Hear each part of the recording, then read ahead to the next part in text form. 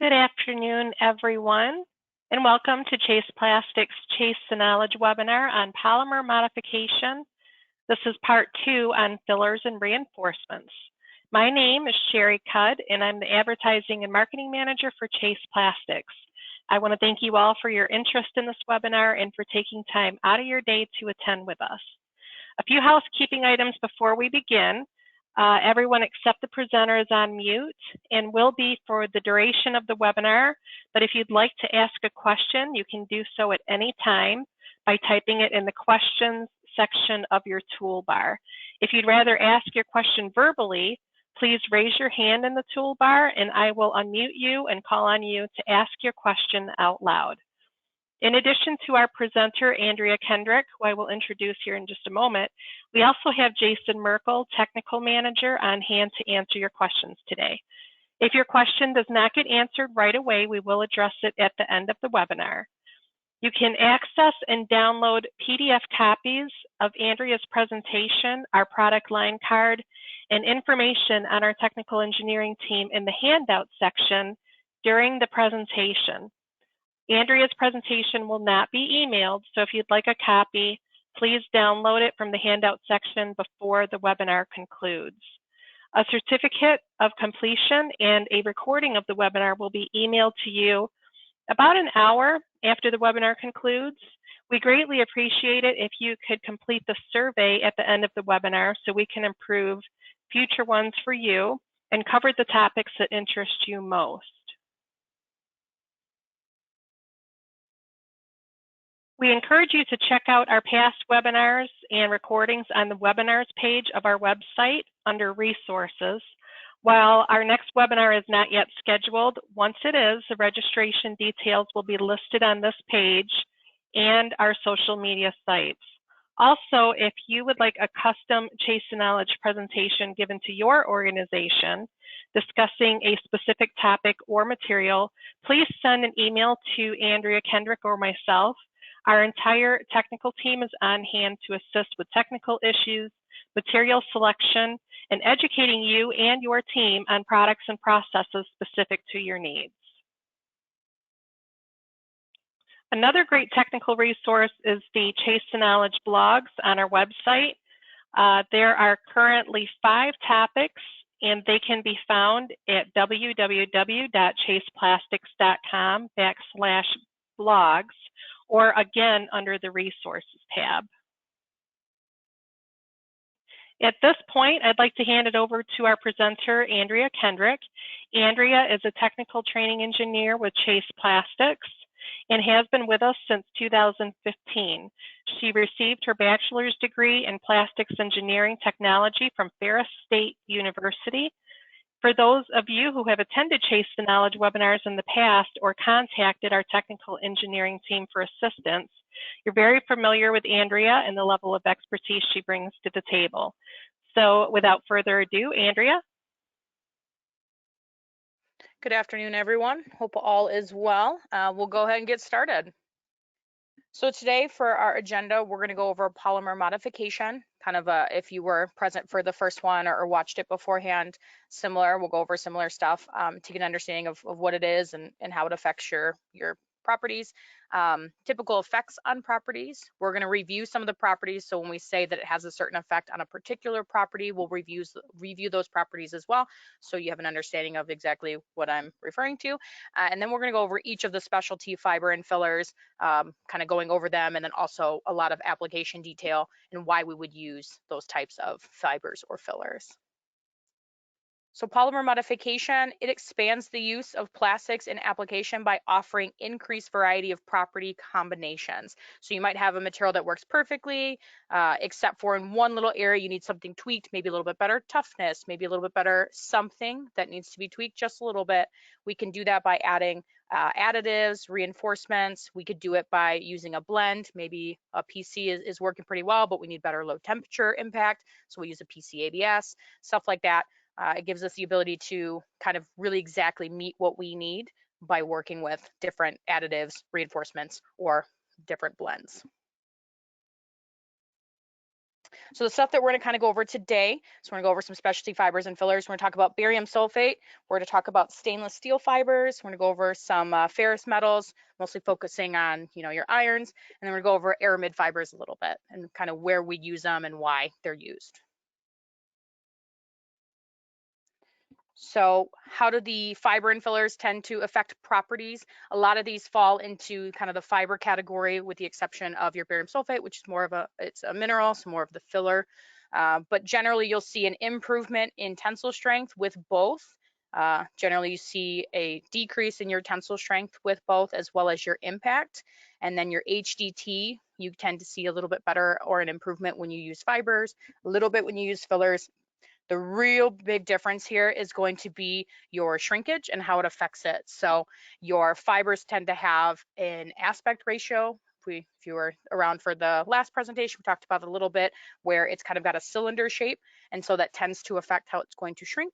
And so you end up with shrinkage that's more anisotropic, so it's not the same in every direction. And so this causes, it makes it more likely for you to have warpage. So something you got to think about or maybe design for when you're looking to use materials that are going to use those types of fibers reinforcements. And then fillers, because they don't have an aspect ratio, most of them tend to be more spherical in shape. You get more of an isotropic or more uniform shrinkage. So big difference there. So some of the mechanical properties that we just talked a little bit about, I want to review them just quickly so that way everyone's understanding when we say you see an improvement or you see a decrease in the performance, what properties we're actually talking about, what that means. So your tensile stress or tensile strength, depending on how it's worded on the data sheet or how you're referring to it, it has to do with the maximum load that a material can withstand before breaking. So you'll see the little tensile bar down at the bottom. We take it, we pull it in opposite direction, and it's how much load that it can withstand before it breaks. And so you either see that at break, so if it's on a data sheet, it might say tensile strength at break, or you might see it at yield, which is where your strain does not result in an increase in stress, so it actually has a yield point, or ultimate, which is the absolute highest that it can withstand before it fails. And so when we say that you see an increase in that when you have your fibers and fillers added, this is what we're talking about. And then strain or tensile elongation, or sometimes just elongation, it's a measure of the change in size versus the original size after you pull the material apart. So again, same test, we put it in, we pull it in opposite directions. How far does it stretch? And so an example of that would be something like if you took paper and you tried to pull it at both ends, it's going to have a really low elongation. It's really not going to elongate at all. Whereas if you took something like taffy, like a Laffy Taffy candy, and you pull it, it's going to elongate a lot before it snaps or breaks. And so that would be kind of how you would compare the differences there. And so tensile strain, elongation, you see a negative impact when you add in fiber or filler, so it actually decreases in value. So something that might be a much higher, more tough, elongates a lot more material, it's not going to elongate as much when you start adding fibers and fillers. IZOD, there's a few different ways to measure impact, IZOD, Sharpie, notched versus unnotched, a few different ways of doing it. I just go with the standard notch IZOD. It's a pretty common test, so we'll talk about that. So it really has to do with how tough your material is, and it has to do with the amount of energy per thickness area required to break it. And so you have a swinging pendulum, which I believe is in the next slide, a picture of it, and it measures the energy that's lost by the pendulum to equate it to how much energy is absorbed by the test specimen when you go to test it. And then there's a few different test methods depending on if you're doing ASTM or ISO, area versus thickness. But overall, it's a way that we kind of explain or show the impact resistance of a material. And so again, we talked about you see a decrease in this typically when you're working with fibers and fillers. And so here's a picture of kind of what that test looks like. You have your plastic piece in here, and the pendulum comes through and hits it. It takes into account how much energy is absorbed and how much energy the material will take. Heat deflection, I'm not going to go over this one too far, but essentially it has to do with at what temperature the material will start to actually deflect. And so when you add in the fibers and fillers, it tends to make it a little more structurally sound. And so it tends to increase that value when you add your fibers and fillers. And so when you look at an unfilled grade versus a glass fiber filled grade, you'll see that the glass fiber filled grade will perform better in this area because the glass is holding it and it doesn't want to allow it to deflect.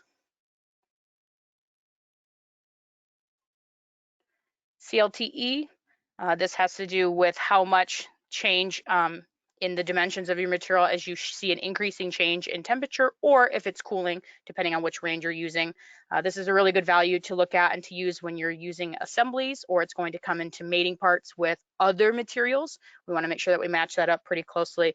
And so we need to understand if our fibers and fillers are going to have a huge impact on that when we go to look at that for full assemblies of our parts. And then shrinkage, we talked about this kind of being the big one, the big difference between your fibers and your fillers. Shrinkage is going to happen with any of our plastics. They have to expand so we can process them. And so, and therefore, they're going to shrink when they are cooled down and we're processing them. And so knowing what effect the fibers and fillers are going to have on our shrinkage is important, especially as we go to look to make tools, or if we already have a tool, look to recommend a material that's going to then fit into the shrinkage it's already been created for. And so it's one of those big factors to think about when we're looking at fibers and fillers for our materials. The other big thing to think about too has to do with the fact that we mentioned fibers tend to give you anisotropic shrinkage. You're gonna have different shrinkage in the different directions. And so what does that look like? If you're looking kind of over here on the side, you have the flow direction. So you have your gate, it flows in. You could see that you start to have alignment of the fibers. And so that's going to cause it to shrink less in that direction versus if it's across here in the transverse flow or parallel, perpendicular, depending on what term they use on the data sheet. Just know that it has to do, they will be different as they should be because of the alignment of the fibers when you are molding your parts. And so this is where you get the difference in shrinkage versus your standard filler, or excuse me, your fillers that are going to be more spherical in shape. You won't have alignment of them. It's not going to cause an issue. So keep that in mind, that if you're going to need or use something with fiber, you might have to design for it because you might end up with parts that are going to warp a little more readily than something that's filler filled. Lastly, we're going to talk about resistivity a little bit because when we do go and talk about stainless steel, it adds conductivity to our material. So I do want to talk about this briefly because this is kind of how we, I guess, how you would test it, how you would read it for it. So resistivity really has to do with how much the material resists leakage of current through the body or across the surface, depending on if you're doing volume or surface resistivity. And so stuff like adding additives or conductive carbon black, carbon fibers, or metal fibers, in this case, we'll talk about stainless steel, you can start to affect that and cause it to lower its resistivity, meaning it's going to conduct the current a lot easier. And so we do need that, and we do utilize that for certain parts. So things like ESD protective parts, anything that needs electrostatic dissipative properties, or in the case of RFI and EMI, which we'll get into a little bit when we start talking about stainless steel, we need to know this information because it's going to affect how the material performs in those types of applications. And then lastly, I did want to show this. When you get into the EMI shielding, which the stainless steel fibers will be used for, you're going to be in the conductive range, so it's going to perform a lot more like a metal. But I do include other ranges as well, because sometimes we get asked or we're told, hey, you know, I need a material that's got ESD properties. And unless we know what it's doing, or unless we have an idea of what we need it to be doing, there's three different portions of the range. Static dissipative, so we're just stopping a static charge. So stuff like if you want to make sure you don't get, you know, dust buildup on something, we would start there. Static dissipative is where you'll start to move it a little bit, and it doesn't create, or there's very low initial charges on the surface. And then lastly, conductive, which is the one we'll be a little more focused on as we get further in. It starts to create a full area to actually ground and conduct to another object when we're looking at these materials.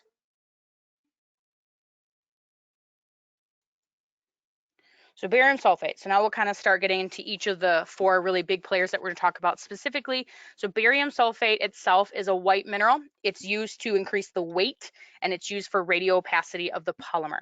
So the big thing is the specific gravity of this particular mineral is 4.5 grams per centimeter cubed. And on the next slide, I have kind of a little range of some of our standard polymers to kind of compare It's quite heavy. And so we can add that to base polymers to make them feel much heavier.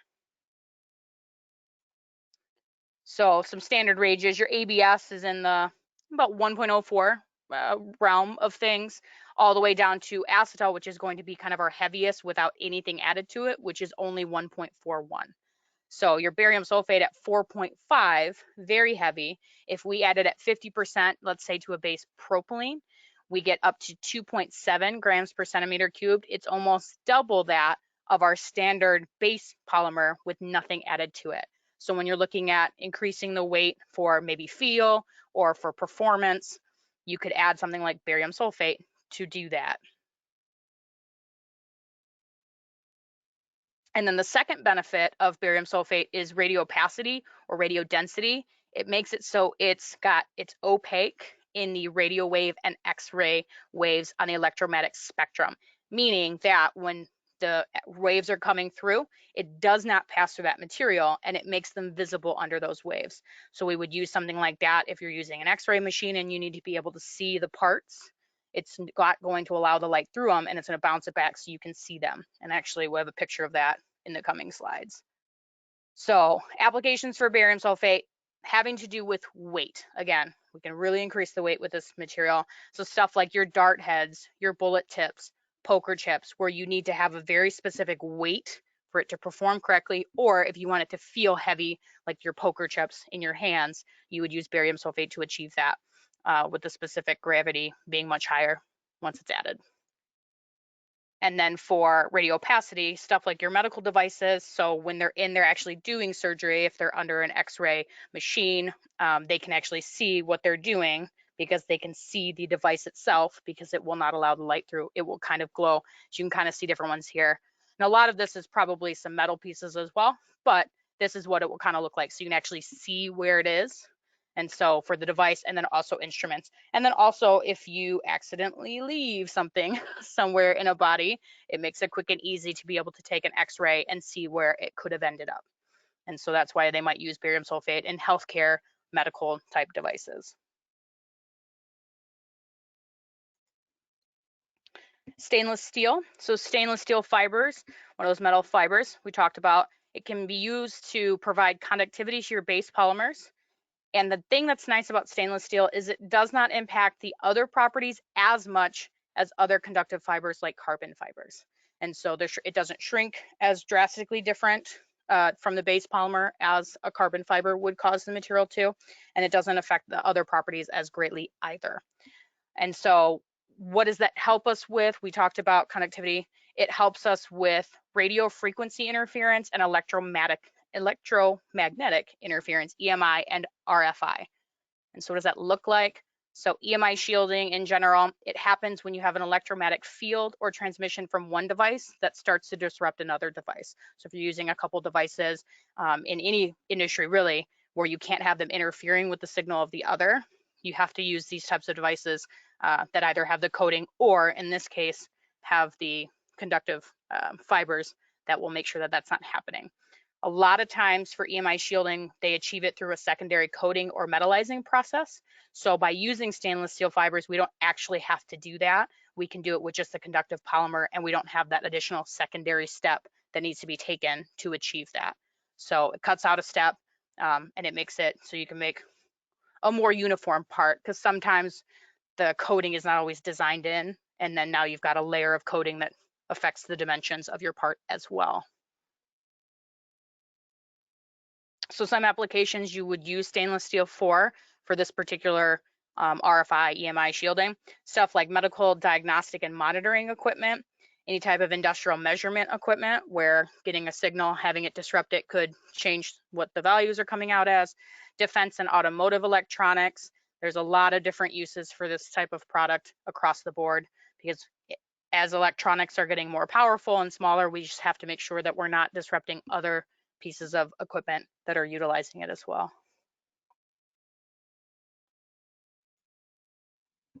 Iron oxide, so ferrous metal. So iron and other metals can be used to make polymers, or just in general because they are that metal, can become metal detectable. So polymers by themselves, they're non-ferrous and they're not detectable.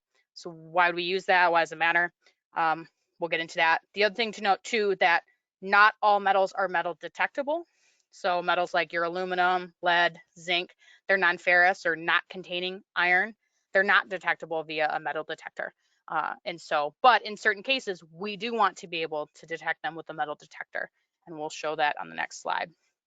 So a lot of things, especially in the food processing and handling side of things in those markets, they utilize plastic parts that can become worn or break off, which then in turn end up in our food, which we cannot have. That's how you end up with recalls and problems if you're getting metal or plastic pieces in your produce. So having a metal detector on the actual conveyor belt or in the line at some point allows them for quick and easy detection if anything were to come off or to be a problem. So if we take our plastic, which normally not metal detectable, cannot be seen with those on the conveyor belt, and we add in iron oxide or some type of iron ferrous metal, it makes it so it can be detected on the line quickly, stop the line, get it out. We don't have a problem. The other thing that you'll notice too is a lot of times when they do these metal detectable plastics, they'll come in blue or they'll be made in blue. So you can also do a quick visual inspection as well. Hopefully it's not a super large piece that are just falling off our equipment and ending up in the produce. But if it is, it's generally blue in color. So it makes for a quick visual test as well as being detectable, as long as they're using these additives like iron oxide to make it a metal detectable product. So some applications with it, I mean, you name it, anything really that can be used in food processing or handling that might need something like that or is used in a place where they'll have metal detection, you can use this type of additive, this type of reinforcement in our plastic. So produce, totes, bins, containers, stuff like your peaches and your carrots that are in these bins, pieces of the bin can fall off, end up in the food, gotta be able to find that and get it out. Conveyor belts, components, measuring cups, hand scoops, they use like if you have big vats for food, like your olives, they'll have scrapes and they'll have little shovels. Gotta make sure again, pieces aren't falling off and ending up in our produce. And so it makes it so those can be detected. And then just really various components in the food processing equipment. So makes it quick and easy to find and make sure that we're not having any issues. And lastly, we're gonna spend a little time talking about aramid fiber. So aramid fibers are synthetic lawn chain aromatic polyamides. So they're a fancy type of nylon, essentially, with at least 85% of the amide bonds being directly attached to two aromatic rings. And so that's kind of the real fancy chemical description of it. So, but essentially aramid fibers, they provide wear performance and have better mechanical properties than glass fibers and steel on an equal weight basis. So they're nice and very light.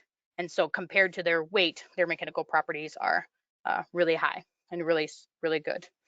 Aramid fibers are also very tough and they can be just difficult to process. So a lot of times we're really only using them when we need them, and low weight is also a requirement.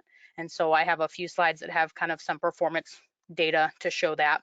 And then also they are commonly used with PTFE or another lubricant to reduce friction. So they're really good in wear performance, but when you add the aramid fiber, and again, some data to show that, it actually increases the COF, your coefficient of friction for the material. And so a lot of times we'll add a lubricant, which then lowers that back down. So you get the performance, both wear and your COF, so lower friction and lower heat and everything within the system and the part.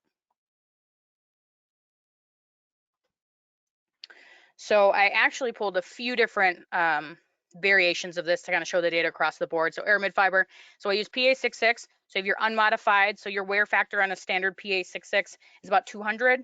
Whereas if you go down to 20 glass, it drops down to about 150-ish. And then you drop down even further to about 60 with aramid fiber.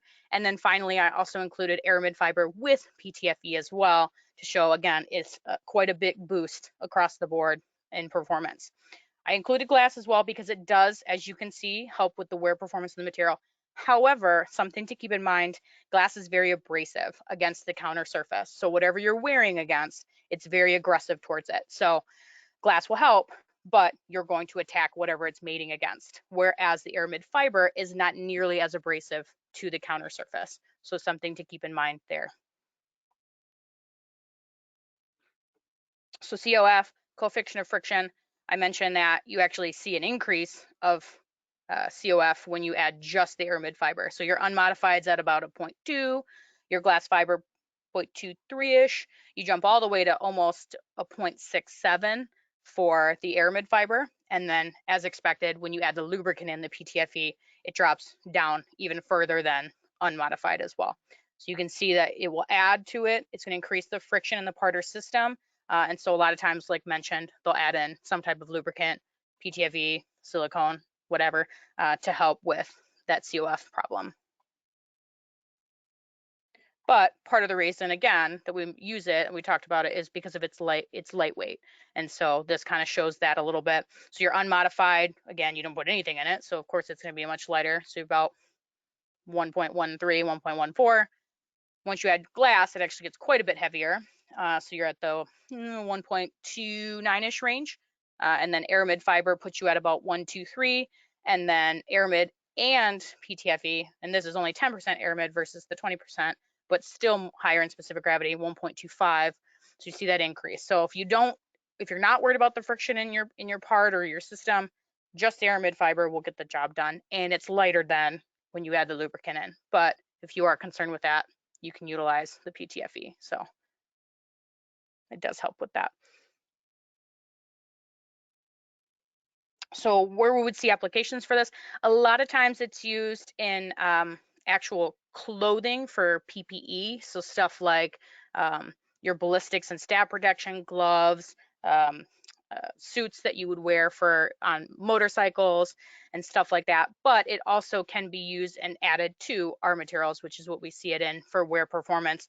They're actually, some of the race car bodies are replacing glass fiber with it, again, because of the fact that it's not as aggressive against mating parts.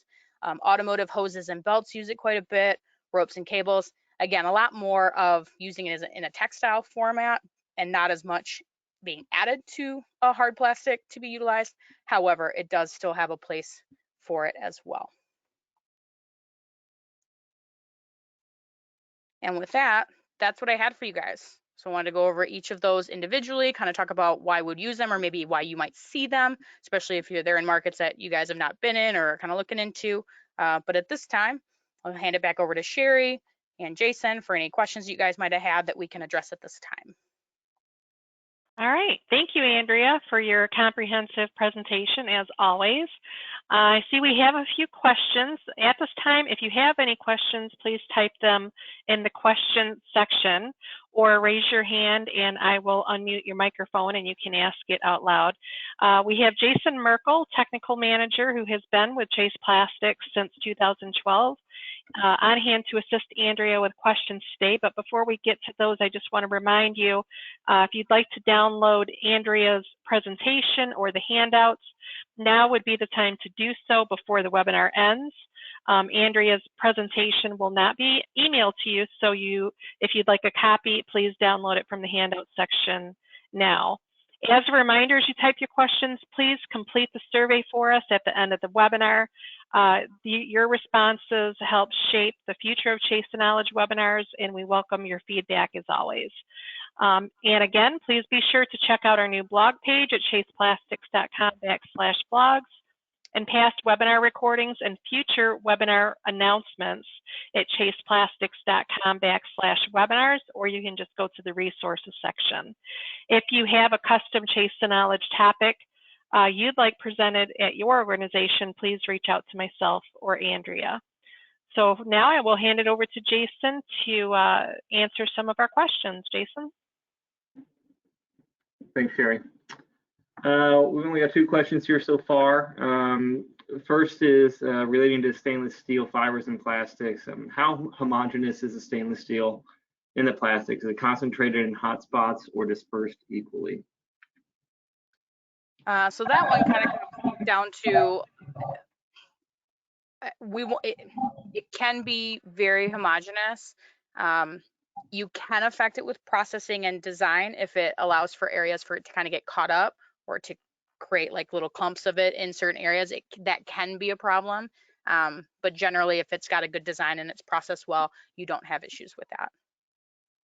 Yeah, I would agree with Andrea that it's not going to be really any different than any other fibrous reinforcement or filler for that matter. If you've got complex geometries or sharp corners, and the flow length. You know, you may have a tendency to get more of the solid particulate concentrated in those areas, but depending on the flow pattern, it should be relatively well dispersed. Next question is iron oxide pigment detectable enough? I guess maybe I don't understand that question. I'm assuming rather than an actual loading, if there's iron oxide pigment in a colorant, would that be enough to be detectable? Oh, understood. That's a great question. I don't know at what percentage is needed to be detected. I guess maybe it would depend, one, on how strong the metal detectors are and how much is actually in it. But I do know that we specifically look out for adding in anywhere from, I want to say it's 20 to 30% into our materials. So I would have to imagine at really small percentages, then just enough in the pigment, it's not enough to be detected, would be my guess for that. But we can certainly look into it and get more information if there's a particular case that someone needs more information on. Thanks, Andrea. Next question, what sort of processing temperatures are allowed for aramid fiber-filled polymers? Is decomposition a problem?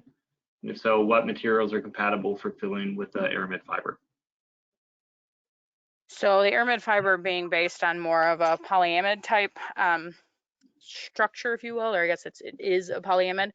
So a lot of times you'll see it in those types of products.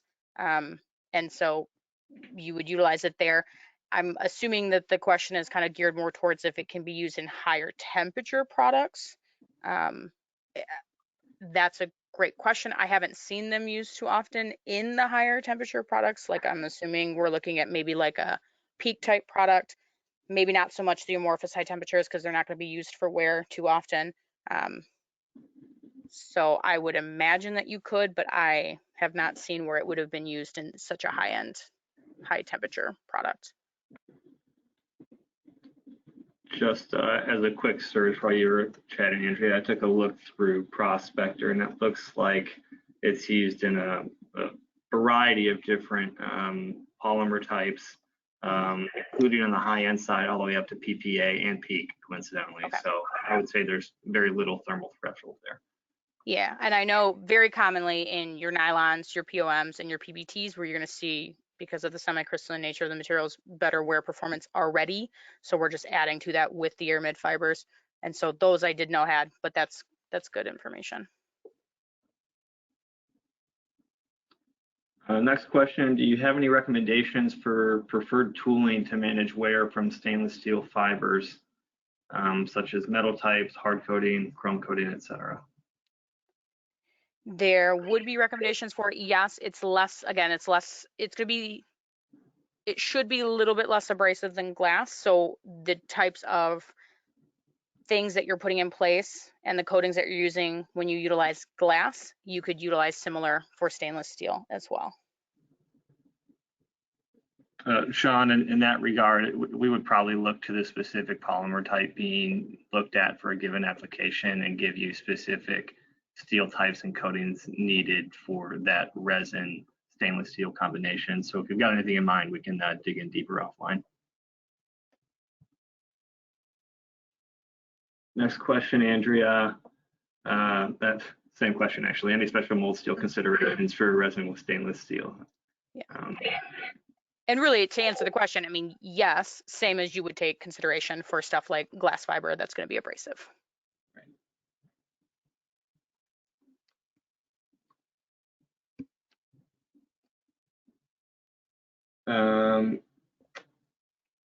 ABS and PVC were the specific materials of interest for the earlier question on what sort of materials would be compatible for aramid fiber usage.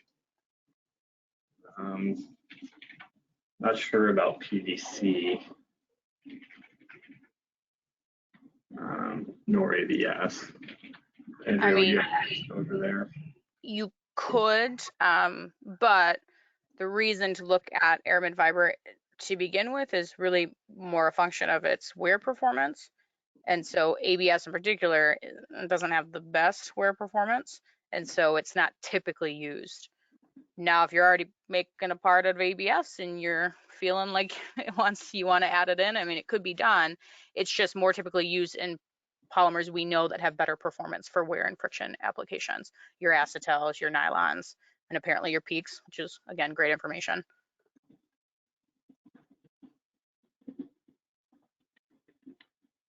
Let's see here. Would you recommend using aramid fiber in a TPE type product? You could, I suppose. Again, it's one of those things, you're going to add a lot of stuff. It's kind of like when you add glass to something, you will see an improvement in wear potentially, but you're now taking away from everything that kind of makes it a soft touch material, which is going to be, it's going to be much higher in stiffness. It's not going to be, it's not going to have the elongation. It's not going to have any of the toughness really as much anymore. So again, it's one of those things you could, but it's not going to be something that we would look specifically to do. Good, agreed. Another question on aramid fiber. What is the temperature range the aramid fiber part would be tested for thermoshock test? That's a good question. I would have to imagine there's some form of a standard for the product that's being made when it's being tested, and then it would also have to do with the thermal performance of the base polymer it's in. And so I would imagine there's some form of a standard or some form of requirement from somebody, and I'm kind of guessing that's where the question comes from. Someone has a standard where it has to meet a certain thermal shock test, and that would be based upon what's required out of the material, but then also the bigger play would be how the base polymer is going to withstand that. All right, great. That looks like the conclusion of our questions today. We would like to thank all of you for taking time out of your busy schedule to attend this Chase the Knowledge webinar. As a reminder, a recording will be sent to you in about an hour. And we hope it was informative and a great return on the investment of your time. If you have any technical questions that did not get answered today, feel free to reach out to Andrea directly. Her information is posted on your screen. And thank you all for attending, and we hope to see you at our next Chase the Knowledge webinar.